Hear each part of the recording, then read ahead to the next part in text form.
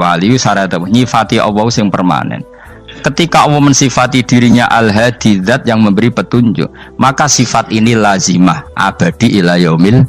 Maka apapun rusak dunia iki tetap akan ada orang baik ila yaumil. Bukan karena orang ini hebat, bukan. Wong zaman rusak kok tetap bukan. Karena Allah yang Al-Hadi. Sing hebat berarti Allah, bukan kita. Coba kita hidup di zaman akhir. Wong wedok do katokan cekak, fitnah kayak apa? Kayak apa fitnah kita di zaman akhir? Perkara apa dadi fitnah? Jagone ra dadi menteri geger. Nak jenenge dunya. Jadi jenenge dunya, tapi tetep do saleh. Wong ibadah tambah ke kaji lo antri. Dal kaji 36 juta. Indonesia gua antri puluhan tahun. Wa qala ta'ala afa hasibtum annama khalaqnakum abatsan. Afa hasibtum mono to nyangka sira kabeh annama khalaqna mestine gawe ingsun kuwi sira kabeh tak gawe abasan khali ora ana gunane. Masa kamu ngira bahwa penciptaan kalian tuh gak ana gunane? Wa annakum lan nyangka sira kabeh. Wa annakum lan kowe nyangka sira kabeh ilena maring ingsun kowe nyangka latur jauna ora den balekno sira kabeh. Orang yang selalu berpikir bahwa dirinya itu teledor dalam hal taat, padahal Allah selalu baik pada dia. Kalau selalu berpikir gitu, mesti ya tawalladu dadi kalahirna minha sange hadil fikra al haya wisin. Wa hadza tafakkuru tailah mikir yazidu nambe apa tafakkur fi khaufika indal mati sira wedi minallahi sange Allah taala.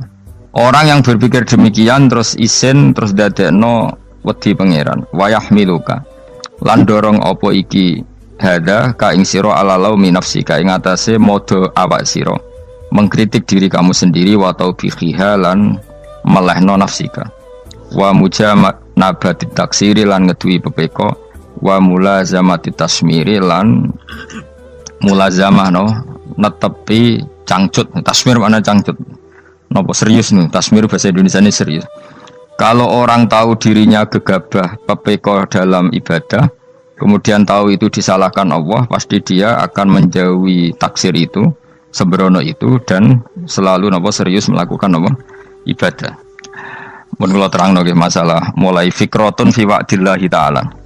Terus kita tahu di Quran, di hadis itu ada janji Allah, kemudian ada nopo ancaman Allah. Terus yang dijanjikan tentu para wali. Wali wong apik, kowe wali sanggepe wali. Wali amatir wali pokoke wali. Terus perilaku sing ora disenengi Allah. Kalau beri contoh nggih sing aman, maksudnya aman itu ada di beberapa kitab. Misalnya Fathul Mu'in. Fathul Mu'in itu kitab yang dipakai semua pesantren, kitab fikih. Itu kalau ngeritik kamu kalau mau sholat iku kudu ana melayune. Mane kula nu sering gawe syariat teng santri kula, pokoke nek jamaah mbuh pira kadare iku ana melayune. Guling-gilingan nak kowe iku serius. Kan yo ora lucu misalnya dipanggil kiaimu terus mlaku sewantai kan koyo wong ora peduli no. Nah, dawe Mu'in itu sederhana oleh contoh. Karena Allah itu mengkritik orang munafik yang kalau berangkat ke sholat itu malas-malesan. Artinya fal kasal iku min sifatil munafikin. Malas-malesan adalah sifatnya orang munafik. Jadi kena ape sholat terus sampai angop terus rokoknya tindakno sik. Sewantes. Nah iku rontok. Rontok PKI rontok munafik kan. Wae rontok. Mergo sifat itu sifat yang napa? Munafik. Wa idza qamu ila sholati qamu kusala. Kalau mereka berangkat ke sholat itu secara malas-malesan. Nah, kebalikannya orang baik itu wasari'u ila maghfirati rabbikum. Kalau ada sesuatu yang potensi menjadikan maghfirahnya Allah itu kesusu cepet-cepetan. Ngan rata-rata kiai nak melaku iku banter. Guling-gilingan nak menuju barang apik iku ketok serius. Nah kiai kok mlakune lon-lon kemungkinan nek ra di dhuwit ya ketuan. Ora pati iso ngaji, jare sing anteng-anteng kuwi ana makonane, paham no? Sekali-kali nek ngaji pas marung ana tat ngaji mlayu nganti nabrak-nabrak wong. Iku insyaallah luwih keren apa? Tapi yo ngawur nganti nabrak-nabrak. Kalau cerita, dadi mulane kadang wong khusuk ora wali, Mas. Kowe nu angel dadi wali. Mergo nek ape ngaji ku angop niku ora wali-wali. Mulane iki mareni terakhir iki mareni ya. Jadi tumak nina itu ada batasnya, enggak boleh tumak nina fil khairi. Kalau kebaikan kudu wasa riwono kesusun. Sebagian ayat kebaikan diredaksen Allah fafirru ila wa firru ku melayu. Jadi kan apa ngaji kok lon-lon pejama itu gak seru, kudu napa? Melayu. Ono melayu nih, ono unsur cepet-cepet. Mulane kadang wong anteng ra dadi wali-wali mereka kenemenen. Paham ya? Ini peringatan ke wong Solo mbek Jogja nih.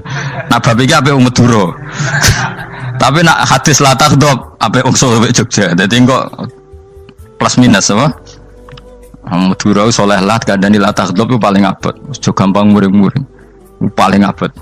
Lan kula di santri Madura kathah. Tak kandhani pantangane hadisnya Madura la takhdhab. Mergo Madura paling susah nak disuruh menahan muring-muring. Nah wong Solo Jogja nak kon kesusu ra gelem. Ngalon-alon waton kelakon Muhammadan. Saiki jog ngaji dirubah no. Sing wong Jogja koyo Ruhin barang Melayu, sing wong Madura. Ora napa? Ora emosi. Jadi ya enggak apa-apa, memang kita tidak pernah sempurna. Nah, kula wong Pantura radi seneng miso wong Pantura niku. Mergo belah no. Tapi ini penting kula aturno, makanya ndak ada ibadah yang Nabi itu tidak kesusu. Bahkan saking kesusunya Nabi itu pernah ada kejadian dan ini enggak bisa ditiru secara fikih. Saya ulang lagi ini enggak bisa ditiru secara fikih. Ada air itu kira-kira ya hanya sekitar 100 meter. Tapi saya ulang lagi ini nggak bisa ditiru secara fikih. Nabi itu tidak wudu, tapi tayamum yang dekat sama debu di dekat kamarnya Nabi. Itu riwayat yang memang nggak bisa ditiru tapi harus dibenarkan.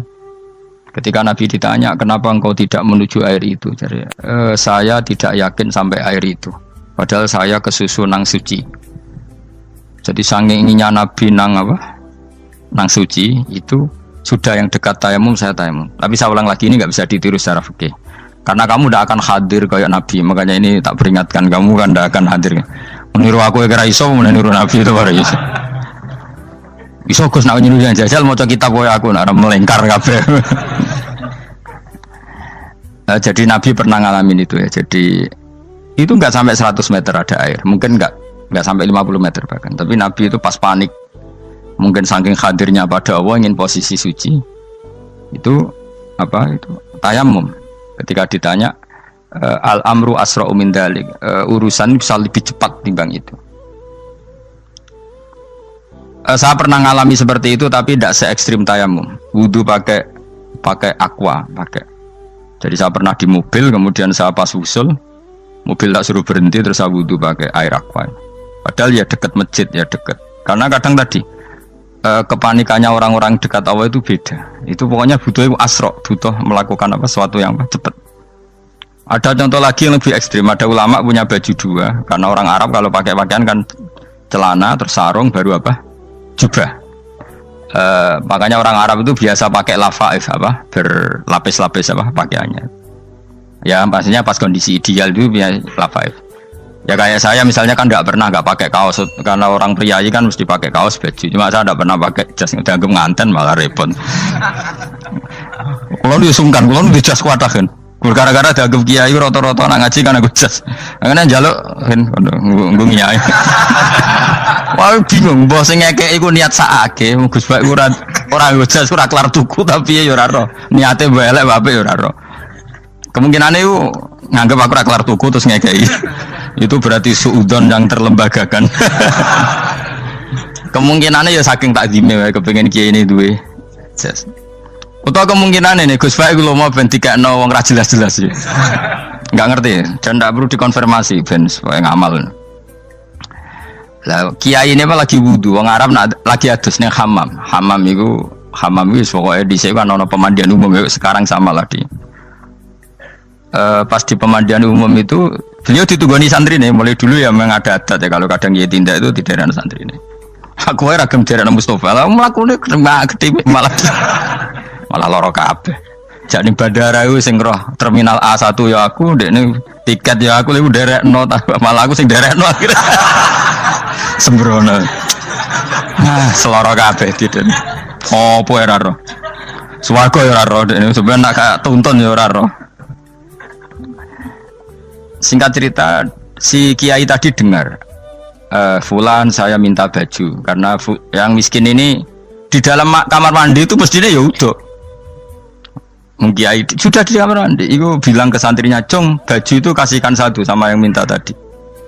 Terus kata santrinya, ya Syekh, Halla badaan ghusal tambok kamu jangan ke susu. Kamu mandi dulu, engkau mandi dulu baru ngasih. Terus kata beliau, hati saya pas itu ingin ngasih. Setelah mandi saya selesai, mungkin hati saya sudah rubah, ada ingin apa? Ngasih.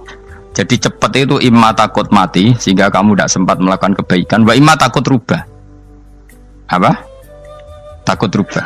Kan iso wae pas adus karena mungkin lagi seneng-senenge kena banyu, lumo. Barang 200 medit. Kan yo ora roh. Wah anak pas lomo lakoni wae engko kan iso medit. Atau pas sampai lomo wis mati. Potensi jadi kita ini mengejar waktu mati dan mengejar berubahnya pikiran apa? Berubahnya apa? Pikiran. Pokoknya walhasil dalam semua kebaikan teksnya Quran itu fafirru ilallah, lari. Firor itu maknanya apa? Lari. Itu yang saya minta lah. Jadi apa tradisi tertentu.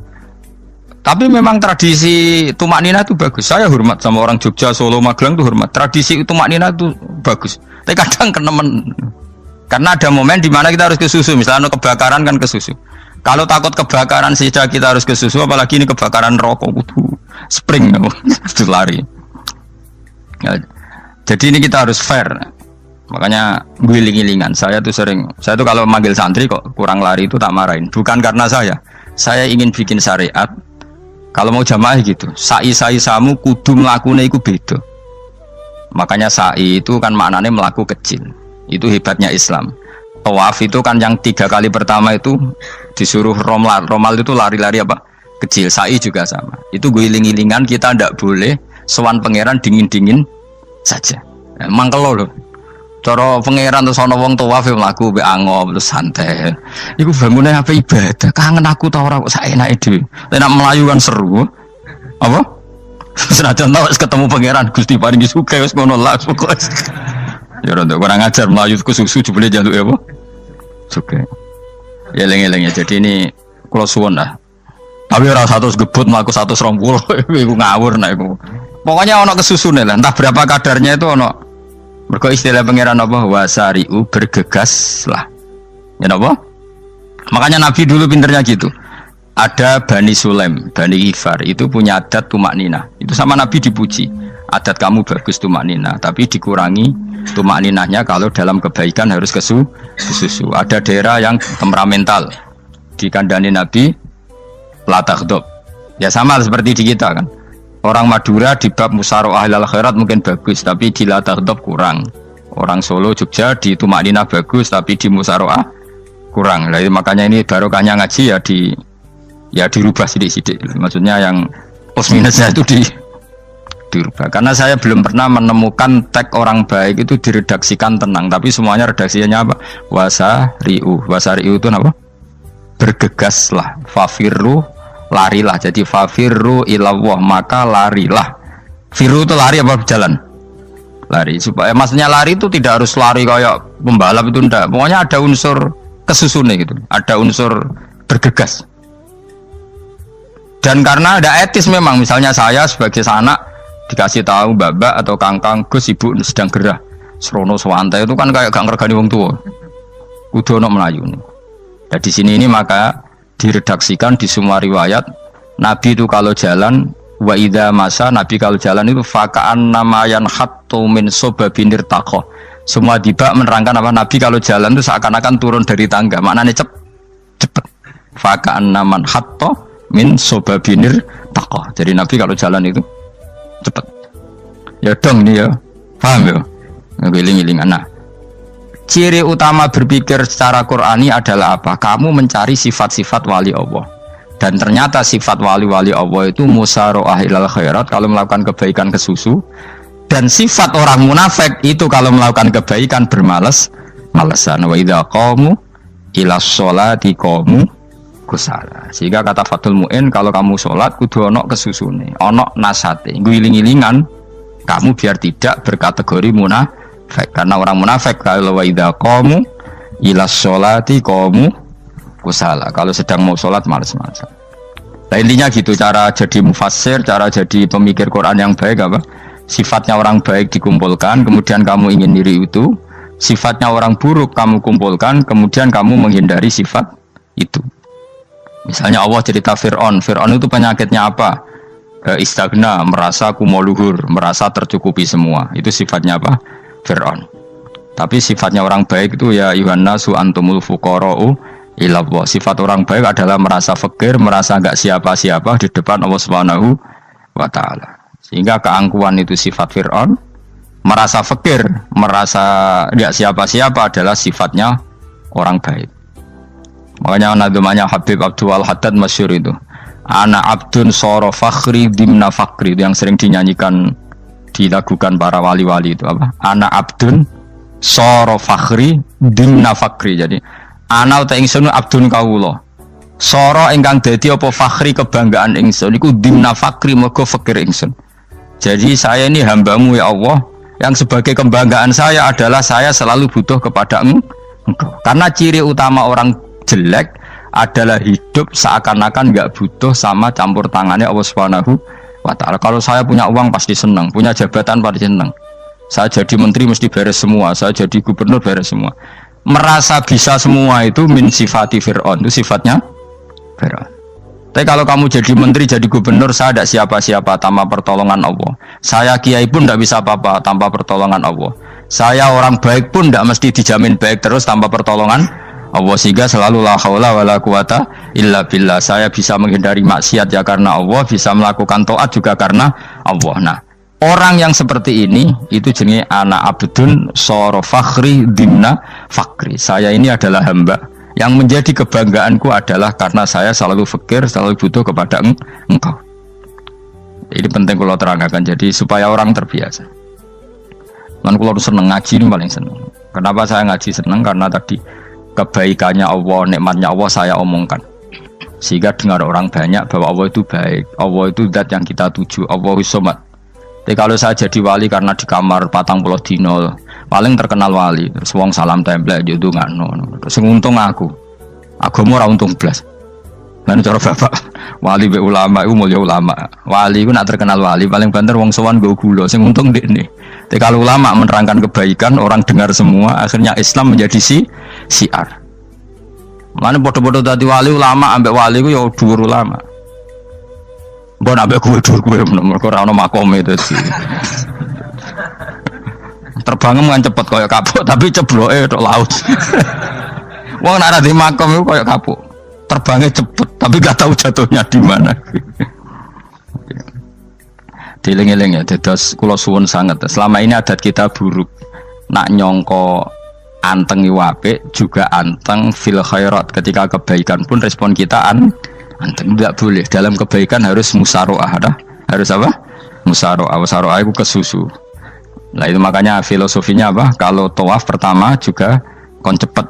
Sa'i namanya ya sa'i. Sa'i maknanya apa? Lari-lari kecil. Jadi kalau bahasa Arab itu masya yamsi masyan itu jalan biasa. Kalau sa'a yas'a sa'yan itu jalan agak lari. Makanya darani sa'i. Kau oleh sa'i kok leha-leha ora oleh. Tapi aja terus numpak skuter balapan yo aja. Mulai bingung wong saiki. Nah wong sepuh numpak skuter pantes saiki sing nom-nom lah do numpak skuter. Terus nek sing wengkek pasangan suami istri skuteran pun tuaf. Aku wis kodho malaikat ing barno aja tampa. Mangkel wong. Lagi ini sing hafal Quran ngalim diselipi ya perkara ade kono kanggo skuter. Aduh maten. Ijek enom nak tuwek tak malu. Ijek enom kan. Iku wajib mbok pasutno kan. Pasute wong fikir mandi yakin.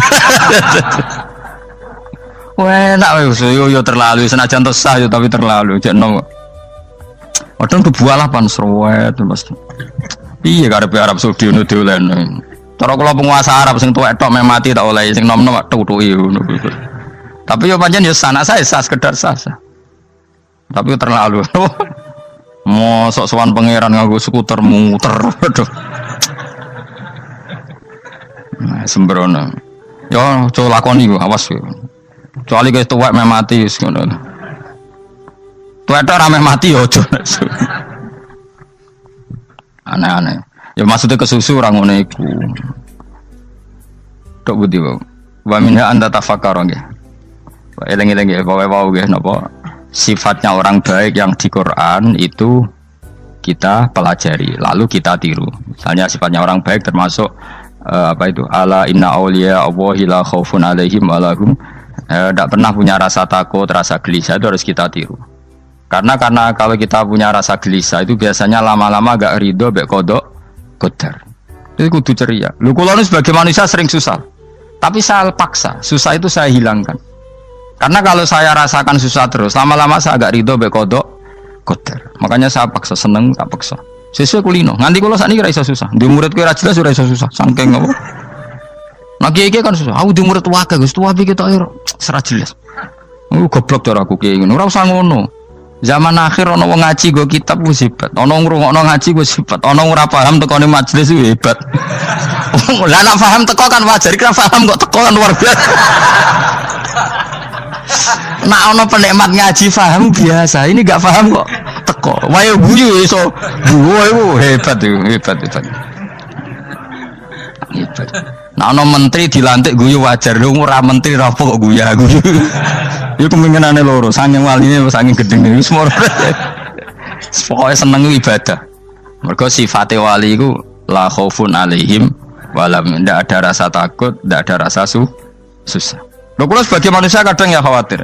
So anakku nasibe piye, putuku nasibe piye. Tapi aku anggereling saya ada ya karena Allah. Dan saya punya rezeki karena Allah. Orang lain di sana banyak orang kaya, padahal gak anakku. Berarti yang menciptakan kaya itu tidak saya. Buktinya orang lain yang gak anak kita kaya banyak, sukses banyak. Kenapa kita menjadi seakan-akan pelaku sejarah? Kadang orang kan berpikir, ya akhirnya orang mesti maslahat dari kamu. Pas minta itu karena tomak kamu, hadun nafsi kamu, serakah kamu, tapi gak tahu diri, pantas taura dengan permintaan. Kalau gue misalnya Julmo jadi wali, iso Allah tersinggung. Bocah atau tirakat atau jalur jadi wali. Tapi gak dulu ya Allah tersinggung, kira tahu dulu. Jadi orang kalau tidak wali itu sudah keliru terus. Jadi bukan di sepuro, tapi tak kira itu ada. Jajal gitu maju wali kok sabtu kok dirjilan. Kira-kira Allah tersinggung ngapa nyembah jadi? Kira-kira tersinggung. Tapi misalnya kira tahu dulu kok pengen kau Imam Syafi'i, Allah tersinggung. Bocah ora di idola. Terus ikut.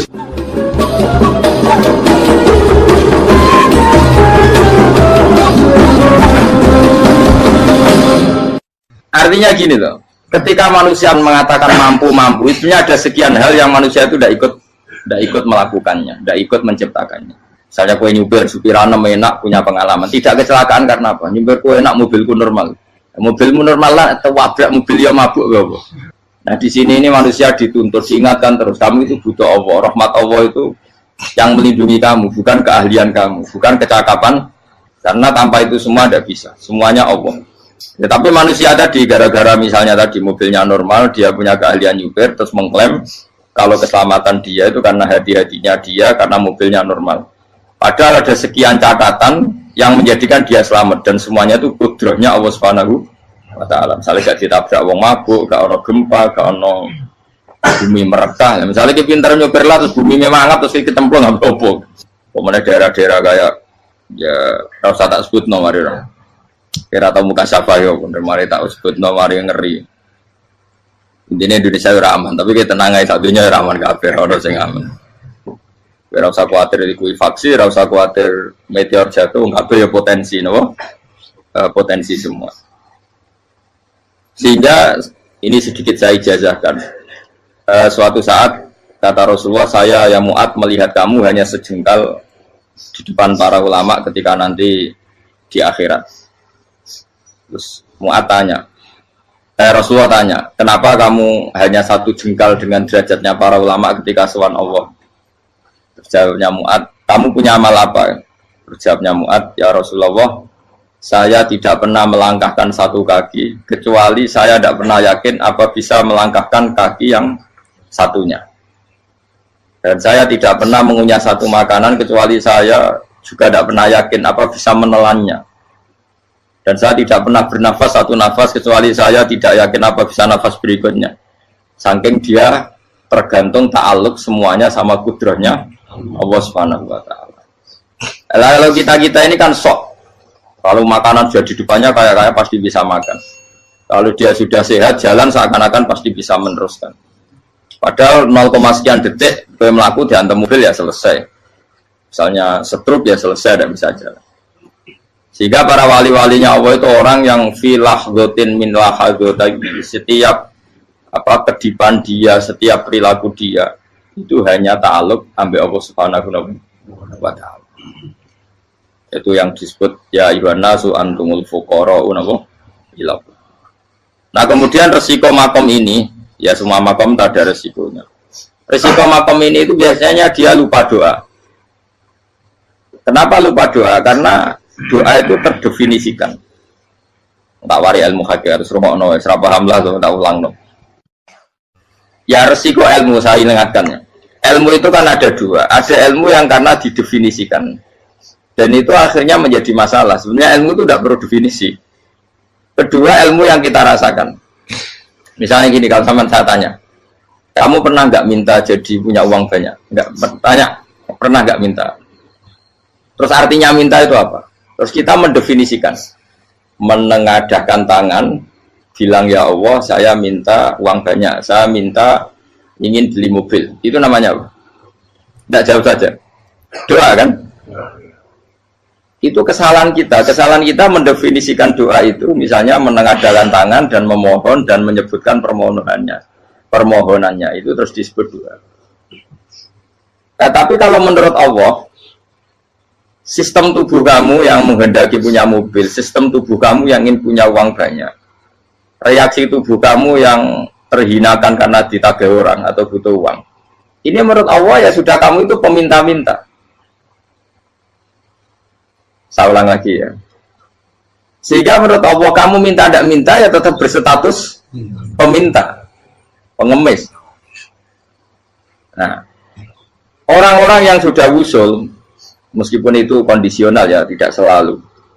Itu ya dia pikirannya menengadahkan tangan apa enggak ya sama saja tubuhnya merasa minta, sehingga dia tidak perlu mengekspresikan minta. Nah, terus orang yang fikih bilang seperti itu tuh sombong, wong kok gak tahu dungo.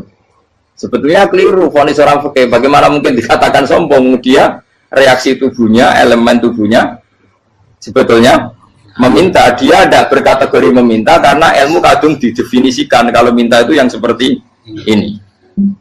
Itu kan lama. Nanti kalau suatu saat Indonesia yang kuasa itu terlalu NU atau terlalu yang tidak NU, lama-lama ada definisi. Misalnya yang dikatakan tahlilan itu apa? Ya bid'ah, Nabi tidak pernah tahlilan. Sahabat tidak pernah nahlilin Nabi. Malah nanya kaji Nabi jadi tahlil. Mana nih tahlilan jalukno sepuro mayit, kaji Nabi jalukno sepuro. Sehingga dengan tradisi itu tahlil itu masuk definisi bid'ah karena nggak pernah dilakukan sahabat dan para tabi'in. Ya salahnya kamu definisikan.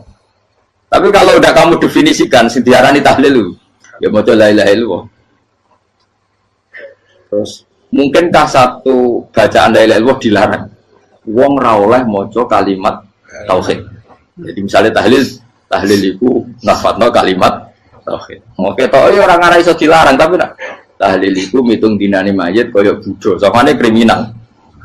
Enak, ya sudah seperti itu. Makanya banyak orang salah itu karena ilmu kadung didefinisikan. Nah, definisi itu sebenarnya tidak mengikat dalam banyak hal.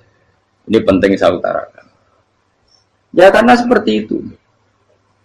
Makanya itu masalah-masalah besar antara kita dan firqah-firqah yang lain, masalah ahli sunnah, terus masalah yang lain-lain. Memang ya sudah seperti itu.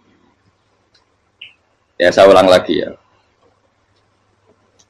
Ketika Nabi Ibrahim mau dibakar Namrud, itu masyhur cerita itu. Dan kemudian jadi Nabi namanya Habib Syahid. Habib Syahid itu sebetulnya hanya ngutip Habib Abdul Haddad. Jadi syair itu sebenarnya ada di Diwanul Haddad. Apa? Diwanul Haddad. Diwanul Haddad itu syair-syair Abdul Haddad ketika beliau usul, beliau mukasyafah. Terus bagian dinyanyikan Habib Syahid menjadi populer. Saya ulang lagi ya. Tubuh kita, misalnya kamu lapar, perut kamu kan mereaksi minta makan.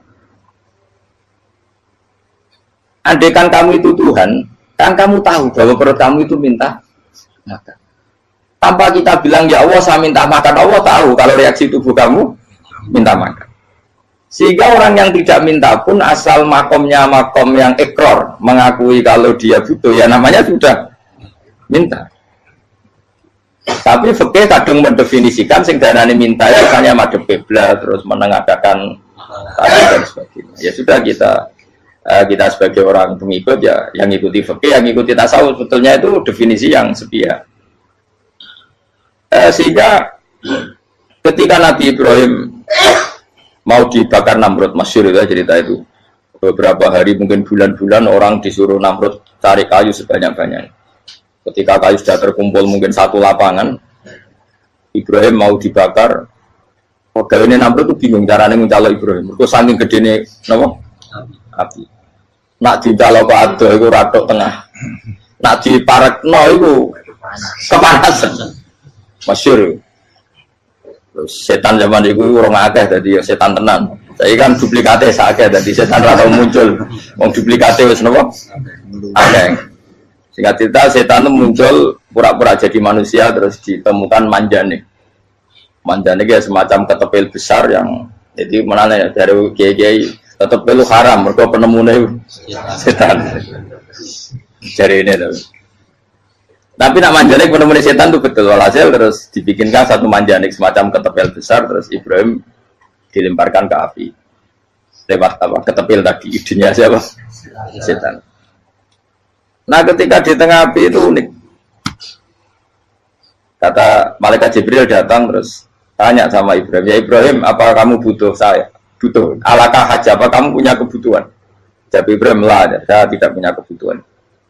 Amma ilaika fala, kalau ke kamu ndak, karena kamu makhluk apapun keren kamu Jibril tetap kamu makhluk. Amma ilaika fala.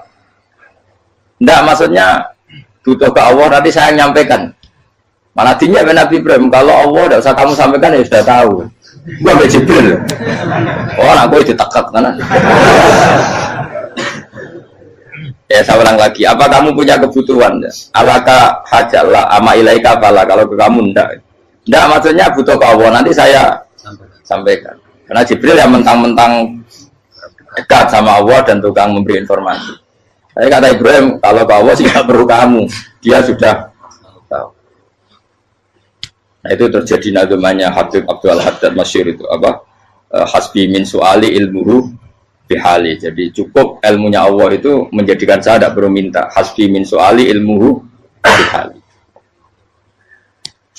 Jadi ada kondisi tertentu yang para wali itu, saya ulang lagi, kondisi tertentu yang para wali itu ya tidak minta. Tapi kalau itu ditiru jenengan semua ini jadi keangkuhan. Kenapa? Wes ora ndonga tangane ditenangkan. No, atine ora eling pangeran. Kan asline ora njaluk tenan. Itu jadi wali-wali. Nah, wali-wali itu kan misalnya tangannya tidak menengadah tapi semua sistem tubuhnya merasa butuh sama Allah. Saya itu pernah ya. Tapi itu kondisional dan saya juga ngulang enggak mesti bisa. Ketika saya umroh itu pernah saya ada satu kondisi itu doa ya di putaran pertama kos. Di putaran pertama saya berdoa ya agak banyak di multazam. Putaran kedua mau berdoa sudah tidak berani lagi. Sampai ke-7. Hari kedua ya tidak berani, hari ketiga tidak berani. Nah seperti itu tidak bisa dibuat-buat meskipun saya juga agak ingin. Tapi ya pas itu ya nggak bisa. Gara-gara itu korban kitab hikam, ya kitab hikam yang terkenal. Kitab hikam itu pernah cerita gini. Rubbama dallahum al-adab ala tarkit tolak. Terus di antara makalahnya itu wa inna ma yunabbahu man yajuzu alaihil ikhfal. Tapi kamu jangan niru dosa kan. Tapi jangan ingkar ilmu ini tambah dosa kowe. Jadi niru ya dosa, ingkar ya dosa. Jadi ada seorang wali kata hikam.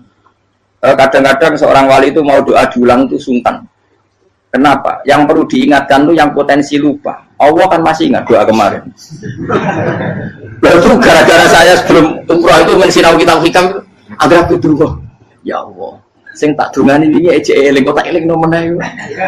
Jadi wa inna ma yunabbahu man yajuzu alaihi, yang bisa diingatkan hanya orang yang potensi lupa. Sementara Allah tidak akan. Tapi kan akhirnya doa eling. Ya Allah kayak kemarin. Hari ketiga ya Allah kayak. Makanya menurut saya ilmunya orang hakikat itu juga dari sisi kriminalnya karena ya tadi.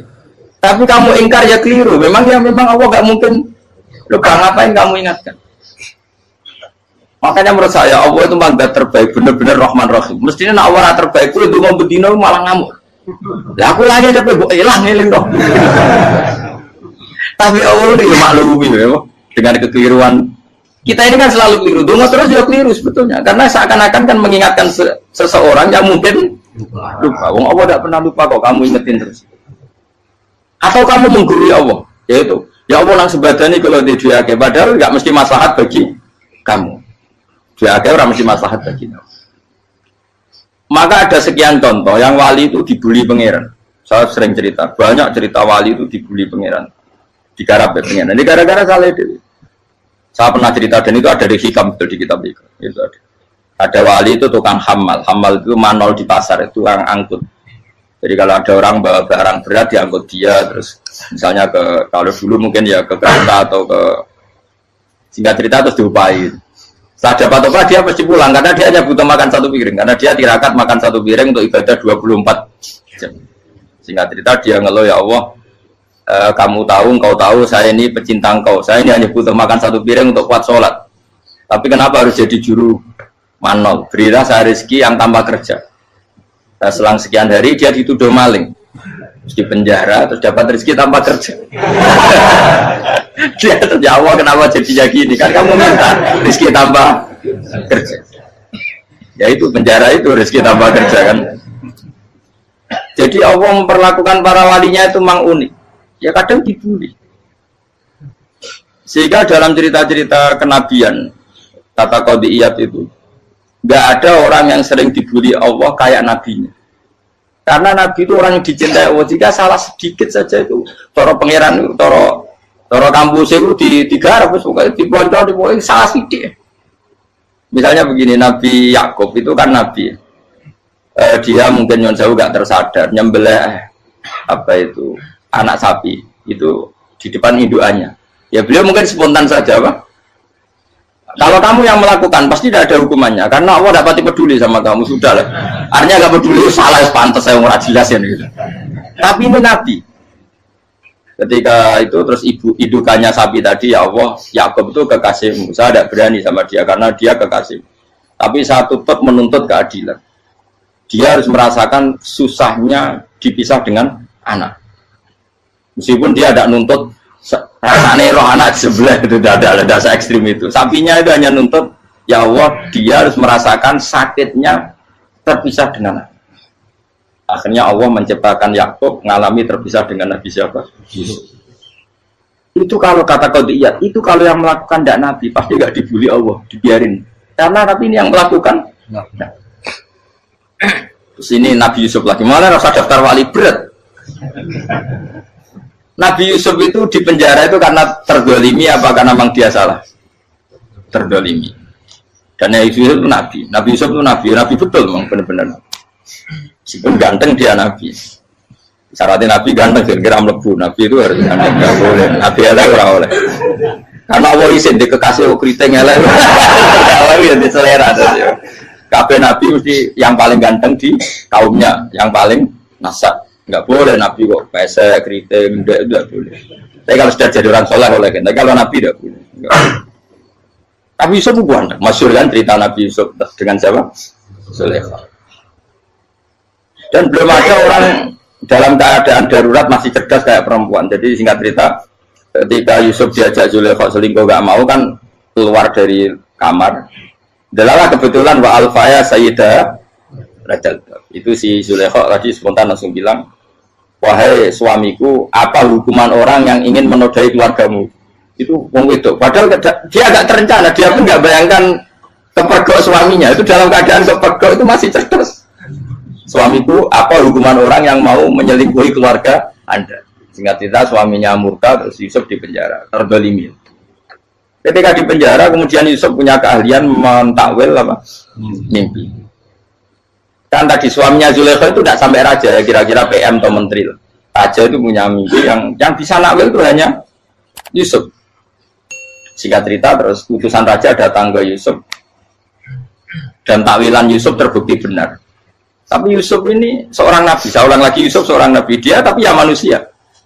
Bilang gini ke utusannya, coba bilangkan ke raja kamu di penjara ini ada orang yang di penjara secara terzalimi yaitu saya. Tolong laporkan ke majikan. Itu Allah tersinggungnya itu bukan main. Nabi kok lapor makhluk. Itu tersinggung. Nah, aku kan gak piye. Kowe ngajakno proposal ya ora piye-piye. Wis pokoke Allah kowe wis ra piye-piye wis. Wong sampean swargane ya ora langsung wae ngono pokoke kira-kira kan sudah enggak perlu ditegur. Makanya fa'an sawi syaitanu dzikra rabbi fala bitha fi sijni bid'asi.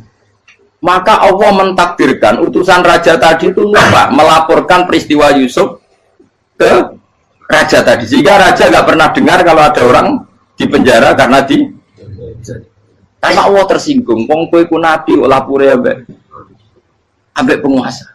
Ngono tok iku wis Allah tersinggung. Karena dia nabi, nggak boleh nabi lapor makhluk. Jadi Allah itu dengan nabi itu sangat-sangat sensitif. Sangat-sangat sensitif. Ya begitu. Terus kita yang terkenal, meskipun ini nggak ada di Quran, Nabi Musa.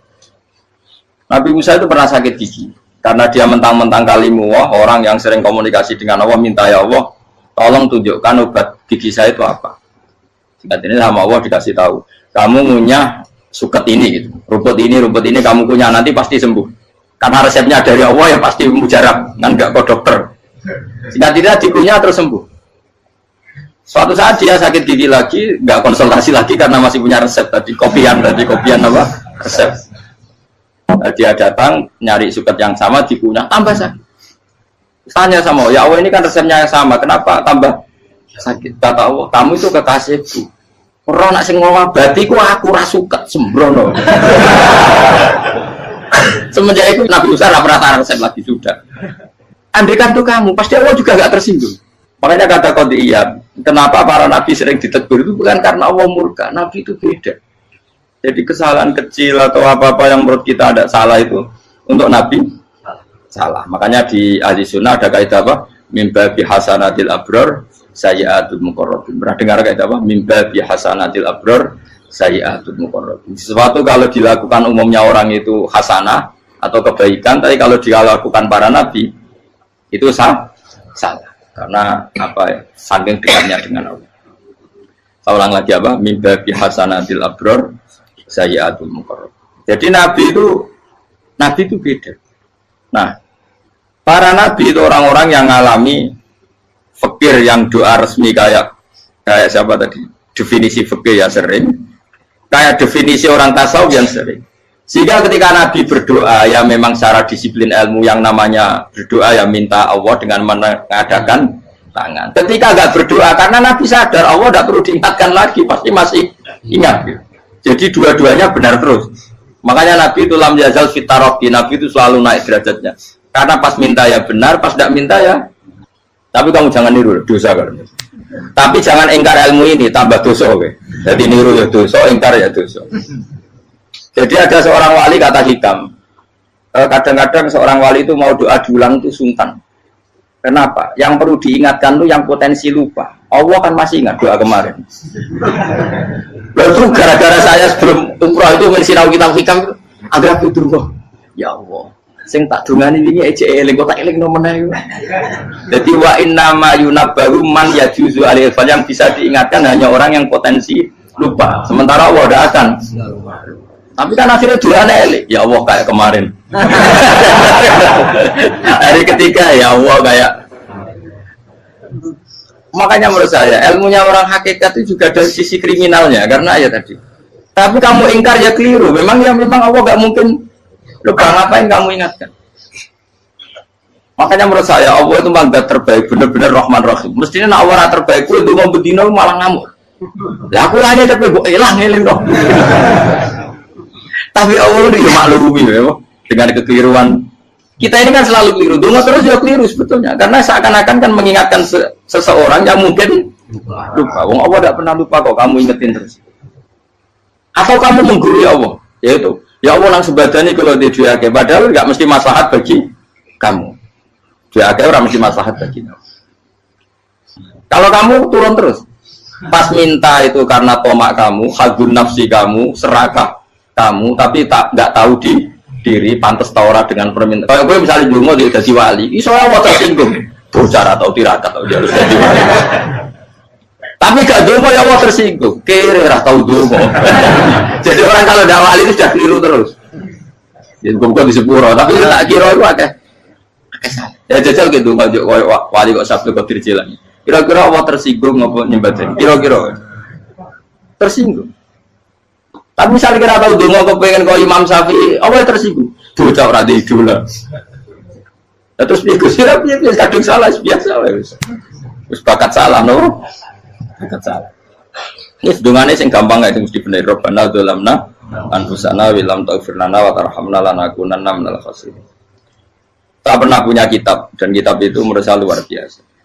Bahkan ketika adu bully itu, adu cara mahasiswa itu kayak pelonconan itu.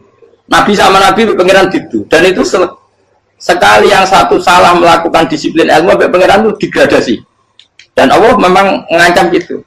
Kalau kamu melanggar ini, la ahbiton namin diwani nubuah. Nanti la amkuan namin diwani nubuah. Kamu saya hapus dari buku kenabian. Tes-tesannya ya lucu, pilihannya begini. Kata Nabi Musa kan ditanya. Ketika dia khutbah ditanya orang, siapa orang paling alim ya Nabi Allah? Sekarang orang paling alim itu siapa? Nabi Musa jawab, saya kan. Jadi Allah tersinggung karena wong kok berarti ini bodoh. Tapi ada kan Nabi Musa kok jawab Fauzi, salah, tambah salah meneh. Atau enggak Furukan, malah salah meneh. Tapi jawab Musa ya salah. Saya Gusti, saya kan. Orang paling alim siapa? Saya. Allah memperingatkan Musa, ada seseorang yang lebih alim ketimbang kamu. Coba kamu harus ketemu dia. Ketemu dengan cerita ketemu Nabi siapa? Khidir. Terus dalam 3 sesi ini, 3 babak ini buli-bulian. Nabi Khidir itu dalam 3 babak ini selalu kelihatan salah.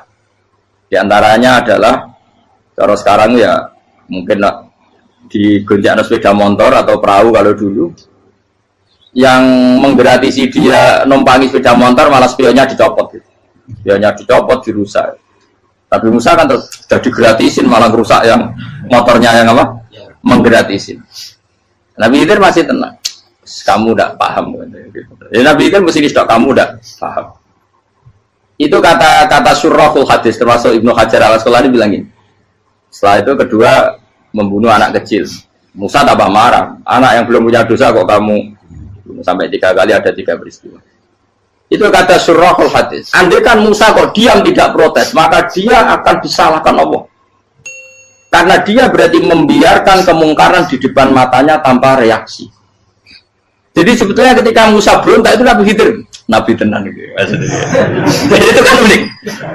Tapi berontak yang disalahkan. Jadi angel sandi tes-tesan jadi Nabi itu angel. Misalnya kalau Nabi Musa itu kayak model santri Jawa Timur, Nabi Khidir salah, derek mawon. Ya nabi jero barang mungkar. Menengae. Berarti ya Nabi goblok kira-kira. Makanya memang Musa harus konsisten seperti itu, harus demo terus. Kayak saya misalnya sebagai kiai, ya harus seperti ini cara mulang saya. Nggak boleh saya misalnya terus anut mulang terus tawadu semeneng terus karu-karuan. Jadi andaikan Musa kok tidak protes itu malah salah. Ya memang harus. Dan itu Nabi Khidir, Nabi tenang.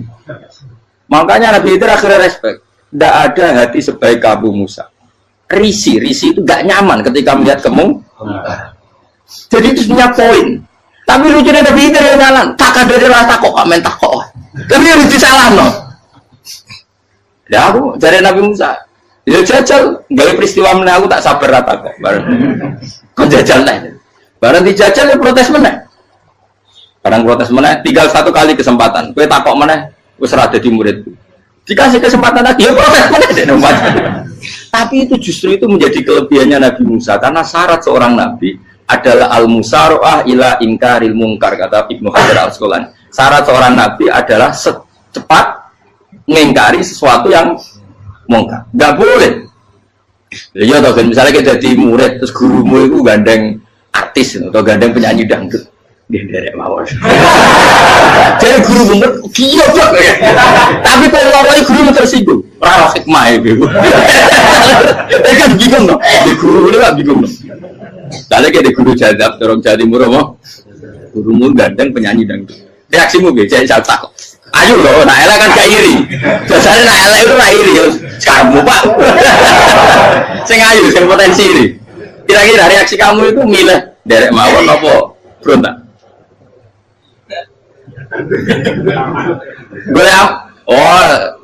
Nak gurumu wong alim, mesti nak pasti meneng. Muridku giok, tidak sensitif. Roh barang mungkar dilakukan di depannya kok tidak reaksi, tidak protes, tidak gebet tenang. Tapi lucunya guru mau nak protes, gak ada akhlak. Guru lagi senengnya kok rawat. Nah Nabi itu kan buli-bulian. Jadi Nabi Khidir dengan Nabi Musa itu tepat-tepat. Karena dua orang ini sama-sama kekasih Allah. Itu Nabi Musa justru barokahnya itu dia tidak pernah kelasmennya di bawah Nabi Khidir. Semua ulama sepakat kelasmennya Musa tetap di atas Nabi Khidir. Sehingga yang berlakunya tetap ilmunya Nabi Musa, bahwa membunuh anak kecil tidak boleh, merusak perahu milik orang lain tidak boleh. Karena Allah tetap lebih respect dengan ilmunya Nabi Musa. Nabi Khidir tetap ilmunya nggak dipakai, meskipun dia disebut hakikat. Karena ilmunya Nabi Khidir ngani ngoyo, wong ape mutus kok ngenteni kinceng loh mahfud. Lah sing iso iku sapa? Barang ra mungkin kok. Makanya Nabi Khidir terakhir menutup kalimatnya wa ma fa'altuhu an amri. Dzalika ta'wilu ma lam tasdi alaihi sob. Aku dhewe nglakoni iki ya ora roh, wis ditakdir nglakoni ngene. Dadi Nabi Khidir ya ora paham. Jadi wa ma fa'altu an amri itu akhir kira-kira artinya saya sendiri tidak melakukan ini karena inspirasi saya sendiri atau keputusan saya sendiri. Tahu-tahu saya ditakdir melakukan. Karena pas itu Nabi Khidir disetting semuanya dengan ilmu hakikat, yaitu bayi tadi memang kutiba kafiron, kutiba kenapa? Kafiron. Memang dia nanti kalau umur nganti tua ditakdir mati kafir. Daripada mati kafir nanti, ya sudah mati sekarang. Tapi nggak mungkin kan ada syariat daripada soben beling mateni kecil. Orang syariat tetap ikut Nabi Musa. Makanya kata Ibnu Hajar Al-Asqalani itu uniknya Allah sama para wali-walinya. Wali ku klirullah itu tetap disenangi pengen. Terus pengenan nabi ini kecil-kecil kan, yo pada nak wong. Terus keempat kan. Tadi kan saya punya contoh 3, ini contoh keempat, ini terakhir. Agian kok ilmu merah cukup tetap salah bingung nggak? Nabi itu minggat itu boleh tidak? Tanpa pamit, minggat itu pergi nggak pamit itu boleh tidak? Tidak boleh. Rasulullah meskipun kayak apa disakiti di Mekah itu tidak pernah minggat, tidak pernah hijrah. Saya ulang lagi, karena butuh izin. Tapi Allah pernah punya kekasih yaitu Nabi Yunus. Nabi siapa? Yunus. Itu Quran meredaksikan ya abako. Abako itu terjemahnya apa? Minggat. Kalau pergi itu tidak ada. Tapi ini Allah meredaksikan itu abako. Abako itu ya minggat. Nabi Yunus itu dakwah di daerah Nainua. Nainua itu ya Babylon sana. Kampungnya namanya Nainua. Ya daerah Babylon. Babylon itu kalau di geografis modern ikut Irak. Ikut mana? Irak. Jadi Kufa, Basra, Babylon. Terus siapa itu yang ngalahkan pasukan Yahudi dulu itu Buktanasor, Hebukat, Nasir itu ikut mana? Babylon, apa? Babylon. Bama unzila alal malaka ini di Babila Harutama. Makanya kalau ulama-ulama melihat Irak kacau sampai sekarang itu tidak kaget. Irak itu Ardun Mal'unah kalau di kitab-kitab. Bumi yang memang sudah terlaknati mulai dulu. Sehingga ketika ada kasus Saddam Hussein sekarang itu ulama tidak kaget. Zaman Rasulullah Sugeng itu Irak itu termasuk sudah bumi yang guna keazalah. Jadi di sana pasti banyak fitnah. Fitnah pertama yang dicatat sejarah adalah Mautul Husain, apa? Kabudutnya Said siapa? Husain di Karbala. Era Imam Syafi'i adalah zaman mifnah, ulama dibantai karena dipaksa mengatakan Quran apa? Makhluk. Terus konflik-konflik sampai era Saddam Hussein terus era sekarang jadi. Lah kita ini ulama sebenarnya tahu tarikh itu. Tapi di era modern kan dianalisis karena campur tangan ini itu ya sudah lah. Sebab goblok pun daripada ngebantah-bantahan malah kamu. Ibu goblok, ibu pinter. Sekarang kan analisisnya kan, wah ini ada campur tangan pihak ketiga diciptakan nih saunu ini. Ya kalau intelijen harus ngomong seperti itu. Kalau kita seperti ulama memang dari dulu dicap Nabi hunalika az-zalazil wal fitan. Saya teruskan. Nabi Yunus itu dakwai kaumnya itu lama sekali dan tidak iman. Nah semua nabi kalau kaumnya tidak iman itu diberi hak Allah ngancam akan adanya adab apa? Ngancam akan adanya adab. Nabi Yunus ngomong gitu terusin. nanti kalau kamu udah iman, lu pasti kena azab. Anggap saja dia ngancam gitu sudah berbulan-bulan. Singkat cerita, azab baru tinggal 3 hari lagi. Ayo nang iman, tinggal 3 hari lagi. Ya kira-kira dia ngomong misalnya Ahad, berarti Ahad, Senin, Selasa. Atau kamu milih Selasa, ya Rabu, Kamis. Singkat cerita Ahad itu dia gak kuat. Wah, semuanya kurang tolong dino kaumku tetap orang iman. Mantel asal, minggat deh. Minggat ya, jadi mau minggat kan nggak punya tujuan, so asal pergi jauh saja. Ada perahu, sekenanya dia naik saja. Namanya minggat nih. Kalau bawa bekal terencana, bawa visa, paspor kan plesir namanya. Jadi minggat itu ya enggak, ya sekenanya nggak persiapan. Singkat cerita sampai ikut perahu nelayan tadi, terus zaman itu ya ada mitos kalau ada gelombang yang nggak wajar, pasti ada orang minggat. Terus ditanya siapa yang minggat, Nabi Yunus kan orangnya jujur saya katanya. Ya sudah, yang minggat harus dicemplung kau. Ya, terus ada yang agak baik, ya jangan gitulah. Ini kan kita semua butuh selamat. Judi dulu. Terus judi satu lagi ketemu Yunus. Coba mungkin salah udahnya, judi lagi ketemu sampai 3 kali ketemu Yunus. Makanya fasahama fakana minal mudkhadin, diuji, dia kalah kemudian tenggelam. Fal taqamahul khutu wa huwa mulim. Terus dia diuntal, ditelan oleh ikan nun.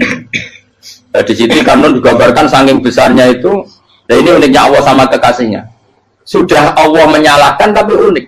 Ikan ini kan itu sama Allah dikasih instruksi. Kamu nggak boleh makan dia. Dia kekasih saya.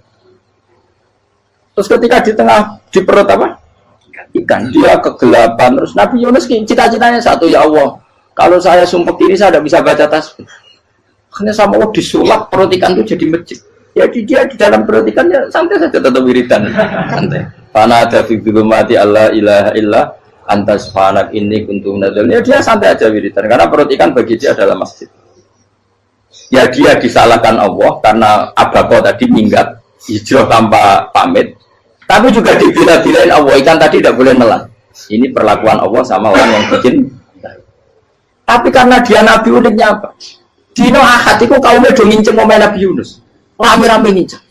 Lucunya cara nginceng gini. Nak Yunus ning omah berarti bodoh. Ngomel ana ada kok dene tengok-tengok. Bukan dinceng Nabi Yunus juga ada. Oh tenan ana ada. Mulane wong rawani ning omah. Itu uniknya pangeran. Jadi mau dene ra minggat dia salah. Mau dene ora minggat berarti kaumnya jare ana ada kon gempa bumi liku faksi kok dene ning omah. Lah nek ana tenan ra mlayu. Nyatane gak mlayu. Jadi bahwa didesain minggat. Tapi Nabi kan disalahno, Nabi ora pamit. Makanya masyhur, saya itu punya kitab karangannya Habib Alim Alamah, babanya Habib Anis, Habib Ali bin Husain yang ngarang apa? Ali bin Muhammad bin Husain karang yang disebut duror itu. Itu diantara doanya gini. Tapi jangan tiru loh, biar awal gimana. Aku rawan ini loh. Cuma saya hafal secara ilmu, tapi saya tidak berani. Waj'al sayyiati man ahbabta. Ya Allah, jadikan kesalahan saya itu kesalahan orang yang kau cintai. Terus pokoknya salah lain jadi pengiran kadung seneng, salah lain ya sampai wae wong seneng. Waj'al sayyiati man ahbab. Terus kayak gue lah dimanja wong tuamu, anak paling disayang. Salah wae lucu. Kowe tak cilik. Kowe seneng tak cilik. Salah wae lucu. Becano gelas ya lucu, tiba ya lucu. Tibane cah tuwek-tuwek. Terus jelalatan mulane tiba. Nah itu barang kau menginceng omahe Nabi Yunus gak ono wong. Wah, berarti adab mau turun betul. Andai kan adab tidak jadi turun, pasti Nabi Yunus berada di tenang. Wes. Barang mulai malam Kamis, adab itu sudah kelihatan. Ada puting beliung, ada apa sudah jelas pasti ada adab. Kaum yang lapangan tobat finish. Secara bal-balan menit-menit apa? Terakhir. Wes, apa ditompo tuh berarti. Wes gak sida tak adab wong kowe tobat. Singkat cerita Nabi Yunus hari ketiga atau apa dia selamat. Pakai versi yang umum saja.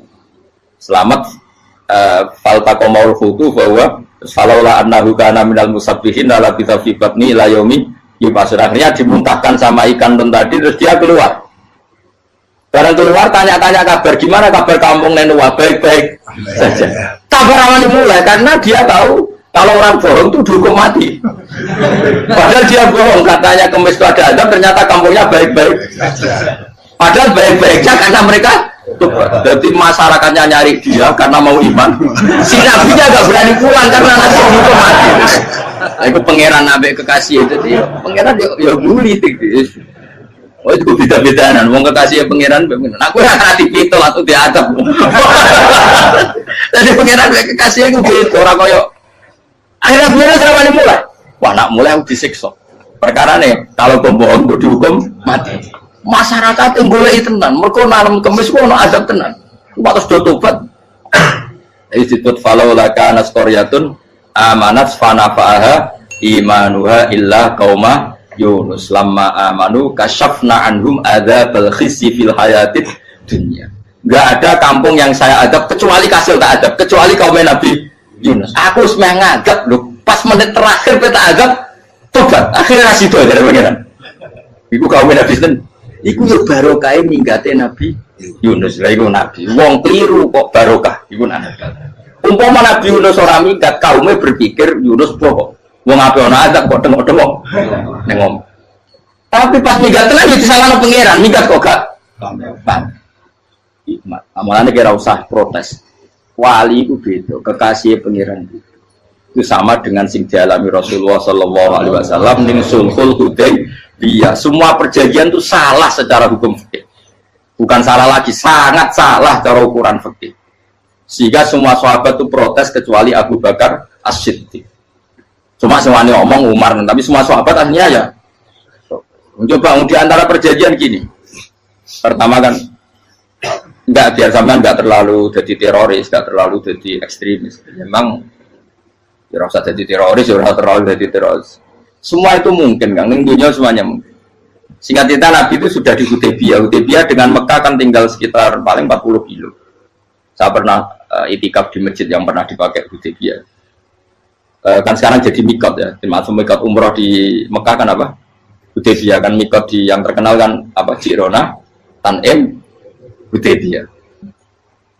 Itu perjanjiannya tuh gini.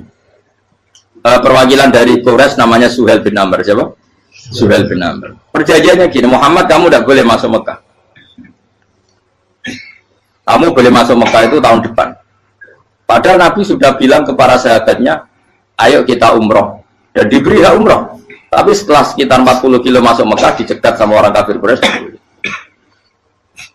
Lah, Nabi itu sakit tenan. Nabi kadung mentafsir, memberi berita gembira, saya mimpi kalian masuk tanah haram, aminina mukhalikin, aman semua. Semuanya bercukur gundul atau mencetak rambut. Pokoknya, kata sahabat senang sekali karena mimpi Rasulullah tidak pernah apa? Tidak pernah salah. Bareng di situ, di antara perjanjiannya, hadza ma kataba ali Muhammad Rasulullah. Ini perjanjian yang ditulis Muhammad Rasulullah. Kata Suhail, hapus kata Muhammad Rasulullah. Kalau saya tahu kamu Rasulullah tidak saya perangi, tulis Muhammad bin Abdullah. Kata Rasulullah, ya Ali hapus tulisan Muhammad Rasulullah. Kata Ali, tidak saya akan menghapus setelah Muhammad Rasulullah. Saya tapi unik. Hapus gak popoli, masih hapus aku tetap Rasulullah. Tulisan wajib. Jadi Nabi ya relax saja. Tapi Ali katanya, fawwama ana bimakhihi abadan. Saya tidak akan menghapus tulisan itu selamanya. Kata Nabi, benar gelem hapus. Tanganku didono, aku sing hapus. Nabi kan umi tidak bisa baca terus. Tangannya Nabi sendiri yang dilewatkan Ali ke tulisan itu sehingga terhapus. Nabi ya relax. Li, wong tulisan wae aku ora ditulis Rasulullah ya tetap Rasulullah. Nabi masih relax. Terus perjanjian kedua, kalau ada orang kafir Quraisy masuk Islam harus dikembalikan, karena berarti keluar dari habitat. Tapi kalau sudah Islam kok masuk kafir lagi harus dibiarkan, karena berarti kembali ke habitat. Nanti bilang ya nggak masalah. Semua perjanjian itu merugikan Islam. Itu secara fikih pasti salah. Akhirnya Umar itu protesnya keras sekali. Ya Rasulullah, apa engkau masih nabi? Utakail senang. Apa engkau masih nabi? Dan Nabi saya santai balai ya saya masih nabi. Tapi kenapa kamu hinakan kita dan memberikan kehormatan pada orang-orang kafir itu? Jawabnya kan Nabi lucu. Ya agama itu kayak pangeran. Masih aku perjanjian yang ngono kok pangeran sing angkat agama iki tenang wae. Kan Nabi ku perjanjian gue manusia gampang. Jadi Nabi itu sangi imannya Allah tetap yu'izzu hadzal-din. Allah pasti memuliakan ini agama. Apapun perjanjian yang diciptakan manusia. Makanya bapak saya, Mbah Mun, guru saya itu ngaram-ngaram tenan mikir Islam. Islam mbok pikir haram, ono sing duwe. Ben ngono. Dunya rusak kok apa ben tetep Islam ku mulya. Rasa mbok pikir wis keliru-keliru lah perjanjiane dunya keliru lah. Lu coba Uni Soviet kayak apa hegemoninya? Kayak apa kuatnya Uni Soviet? 100 tahun mengkooptasi Uzbek, Tajikistan dan tapi apa bisa menghilangkan keimannya orang Uzbek Ceknya? Ketika Uni Soviet bubar langsung malah negara-negara itu jadi persemakmuran yang negara apa? Indonesia kayak apa? Dikooptasi PKI, dijajah Londo 350. Mbah Soleh Darat alim itu zaman Londo, buyut-buyutku alim zaman Londo. Iku semondok Mekah ya alim. Zaman PKI ada wong alim. Saya kira zaman Islam Nusantara apa ono sing alim koyo. Itu Islam menarik zaman wis di regani negara, zaman di negani negara terus mul. Karena ini agama milik Allah. Punya ketahanan yang luar biasa. Semuanya dari Nabi tentang kayak perjanjian salah lah, tak apa-apa. Inna wa ta'ala a'azza hadati. Inna wa ta'ala la yudhi'u dinahu wa la yudhi'u. Pokoknya pengiran bakal ngebaru agamanya orang masalah perjanjian keliru lah. Perjanjian ketiga itu semuanya merugikan Islam. Tapi apa kata Abu Bakar ketika protes Nabi gak dijawab? Datang Abu Bakar. Menurut kamu gimana? Jawab Abu Bakar lucu. Makanya ini menunjukkan makanya kenapa ahli sunnah berkeyakinan Abdullah sahabat itu siapa? Abu Bakar. Jawab Abu Bakar. Wes samar, perjanjiannya keliru lah, wes keliru lah. Kayak geremeng-geremeng santai negeri. Tapi la tadkhul bainahu wa baina habib. Kamu jangan masuk wilayah itu hubungannya orang yang terkasih sama kekasihnya. Wes gak masuk akal lah semuanya menengah.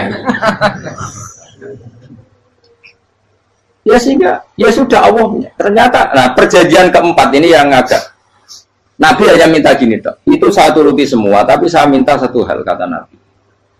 Bolehkan diskusi tentang Islam terbuka. Makanya diskusi terbuka itu baru kata Nabi. Jangan larang orang mendiskusikan Islam. Itu dok mintanya. Oke dari Suel, diskusi wae pikirannya Suel kan, diskusi wae. Enggak masuk Islam, diskusi. Jangan larang orang yang membicarakan Islam secara terbuka. Ada kata terbuka dari Suel, oke enggak masalah. Itu dok, yang itu pun enggak jelas menentukan Islam apa? Enggak. Akhirnya apa yang terjadi? Darun Nadwa, tempat-tempat pertemuan, cara saat ini gedung parlemen, semuanya itu diskusi. Sajane Muhammad itu sopot, konsep Islam itu, dan semua yang cerdas juga. Sajane ya benar Muhammad. Membawa tuh banyak giok tenan. Banyak giok tenan waktu kok di. Terus nak Yahudi, Yahudi ora bener bisa, Nasrani ora bener pengiran atau. Wah diskusi. Sesuai hasil diskusi sepakat, jadi tetap bener Muhammad. Jadi tetap bener Muhammad. Akhirnya hasil diskusi itu akhirnya mereka membatalkan perjanjiannya sendiri. Perkara baru kayak apa? Malah Nabi ketika balik di Medina, Umar sempat protes yang dalam. Oke ya Rasulullah, saya terima konsep Anda, tapi saya menyisakan satu pertanyaan. Jadi jenengan itu ada ayat yang nurjuna la tadkhulun al masjidal harama insyaallahu aminina muhalliqina ru'usakum. Lah kok nyatane ra sida mlebu Mekah, malah kita terusir kembali lagi ke Medina. Iku Nabi yang agak lucu ngendikan. Mar, ning ayat iku ora gak ono taune. Apa ono ayat iku tahun iki sing ngatene tahun iki ra kuwe. Jadi Nabi yo ora ono taune ya. Ora ono taune kok tahun iki dhewe kan kira-kira. Ayat itu kan kalau tahu nih kemarin sing kira nafsiri tahun ini. Mau suatu saat kamu akan masuk Masjidil Haram. Tapi kan gak orang tahu deh ayat. Apa di ayat itu ada tahunnya Umar dan Allah bilang tahun ini ya enggak, ya sudah kalau gak ada tahunnya ya pokoknya mesti kapan-kapan terjadi. Tapi rasa itu. Kalau suka rugen kan gak ada tahu nih orang saya. Mau aku tuh gak ada suka tapi tampung tahu. Bisa suwi. Nah, akhirnya apa yang terjadi? Ada diskusi masif di Mekah. Setiap yang cerdas, setiap Nabi tanya Abu Sufyan siapa? Nabi mau komentar gini, sama siapa teksnya? Misluhu la yajhalul Islam. Kalau Islam sudah didiskusikan, otak secerdas Ikrimah bin Abi Jahal, secerdas pasti tidak bodoh tentang Islam. Maknanya pasti akal yang waras memilih Islam. Wah, akhirnya Islam jadi masif. Ya sudah karena Islam sudah masif, tokoh-tokohnya cenderung Islam, akhirnya perjanjian itu dibatalkan sendiri. Akhirnya waro'aitan nasa yadkhuluna fi dinillahi